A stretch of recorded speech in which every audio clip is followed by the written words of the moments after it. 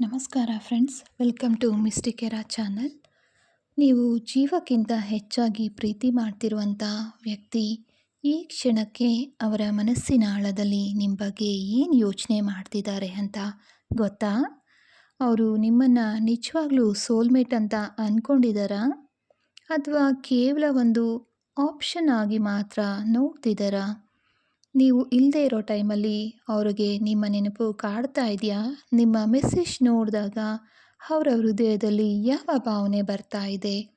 ನಿಮ್ಮ ಮನಸ್ಸಿನಲ್ಲಿ ಈ ರೀತಿ ಸಾವಿರಾರು ಪ್ರಶ್ನೆಗಳಿರುತ್ತೆ. ಖಂಡಿತ ಈ ವಿಡಿಯೋ ನಿಮಗಾಗಿನೇ.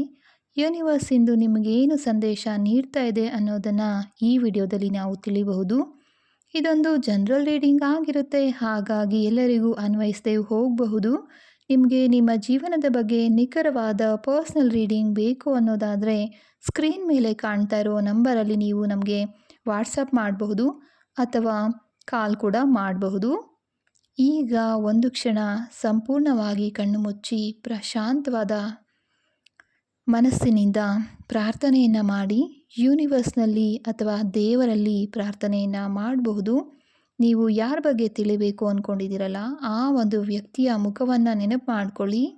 ನಂತರ ಕೇಳಿ, ದೇವರೇ ಅಥವಾ ಯೂನಿವರ್ಸ್, ಅವರ ಮನಸ್ಸಿನಲ್ಲಿ ನಿಜವಾದ ಭಾವನೆಗಳು ಏನಿದೆ ಅನ್ನೋದು ನನಗೆ ತಿಳಿಲಿ ಅನ್ನೋದನ್ನು ಪ್ರಾರ್ಥನೆಯನ್ನು ಮಾಡ್ಕೊಳ್ಳಿ.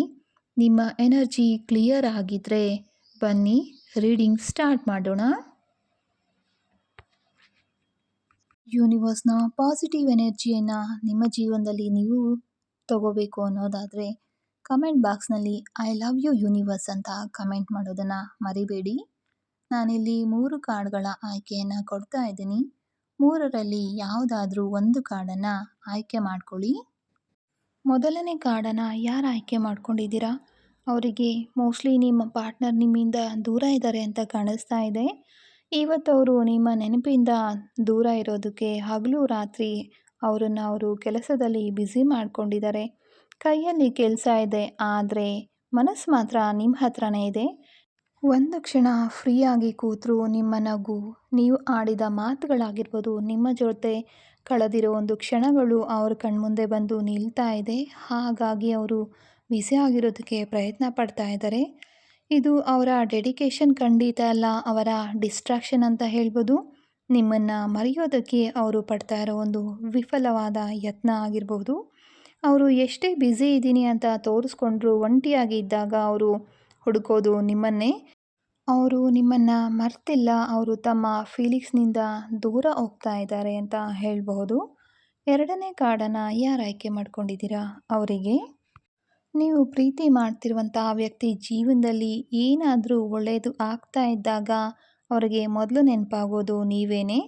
ಇದನ್ನು ಅವರಿಗೆ ಮೊದಲು ಹೇಳಬೇಕು ಅನ್ನೋ ಫೀಲಿಂಗ್ ಅವ್ರಿಗೆ ಬರುತ್ತೆ, ಆದರೆ ಹೇಳೋಕ್ಕೆ ಆಗ್ತಾ ಇಲ್ಲ ಅನ್ನೋದು ಕೂಡ ಗೊತ್ತಾಗ್ತಿದೆ.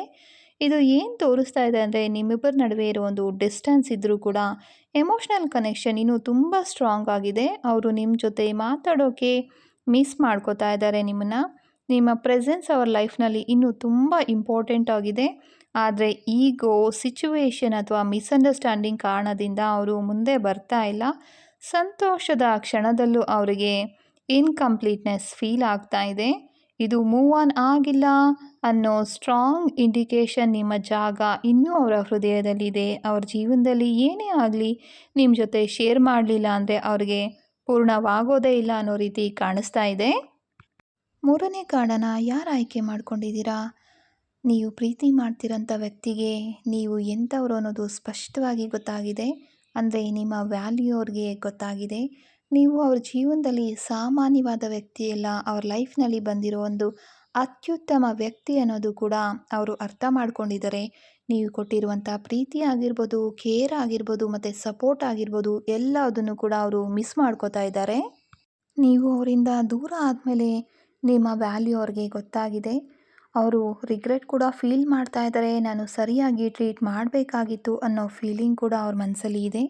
ಅವರು ಹಿಂದಿನ ಮೆಮೊರೀಸನ್ನು ನೆನಪು ಮಾಡಿಕೊಂಡು ನಿಮ್ಮ ಜೊತೆ ಇದ್ದಂಥ ಕ್ಷಣಗಳನ್ನು ನೆನಪು ಮಾಡ್ಕೊಳ್ತಾ ಇದ್ದಾರೆ. ಅವರು ಮೂವ್ ಆನ್ ಆಗೋಕ್ಕೆ ಟ್ರೈ ಮಾಡಿದ್ರೂ ಕೂಡ ನಿಮ್ಮ ಜಾಗನ ಅವ್ರಿಗೆ ರೀಪ್ಲೇಸ್ ಮಾಡೋದು ತುಂಬಾ ಕಷ್ಟ ಆಗಿದೆ. ನೀವು ಅವರ ಲೈಫ್ನಲ್ಲಿ ಒಂದು ಚಾಪ್ಟರ್ ಅಲ್ಲ, ಒಂದು ಬ್ಯೂಟಿಫುಲ್ ಪಾರ್ಟ್ ಅನ್ನೋದು ಕಾಣಿಸ್ತಾ ಇದೆ. ಈ ವಿಡಿಯೋ ನಿಮಗೆ ಇಷ್ಟ ಆದರೆ ಪ್ಲೀಸ್ ಲೈಕ್ ಮಾಡಿ, ಹಾಗೆ ನಿಮ್ಮ ಫ್ರೆಂಡ್ಸ್ ಜೊತೆ ಶೇರ್ ಮಾಡಿ. ಈ ರೀಡಿಂಗ್ ನಿಮಗೆ ರೆಸೊನೇಟ್ ಆಗಿದ್ದರೆ ಖಂಡಿತವಾಗಿಯೂ ನಿಮ್ಮ ಅಕೌಂಟ್ನಲ್ಲಿ ರೀಪೋಸ್ಟ್ ಕೂಡ ಮಾಡಿ. ನಿಮ್ಮಂತೆ ಇರೋ ಇನ್ನಷ್ಟು ಜನರಿಗೆ ಇದು ಹೆಲ್ಪ್ ಆಗುತ್ತೆ. ಇದೇ ರೀತಿಯ ಇನ್ನೂ ಮಿಸ್ಟಿಕ್ ರೀಡಿಂಗ್ಸ್ ಬೇಕು ಅಂದರೆ ನನ್ನ ಪ್ರೊಫೈಲನ್ನು ಫಾಲೋ ಮಾಡೋದನ್ನು ಖಂಡಿತ ಮರಿಬೇಡಿ. ಧನ್ಯವಾದಗಳು. ಮತ್ತೆ ಇನ್ನೊಂದು ರೀಡಿಂಗ್ನಲ್ಲಿ ಭೇಟಿಯಾಗೋಣ.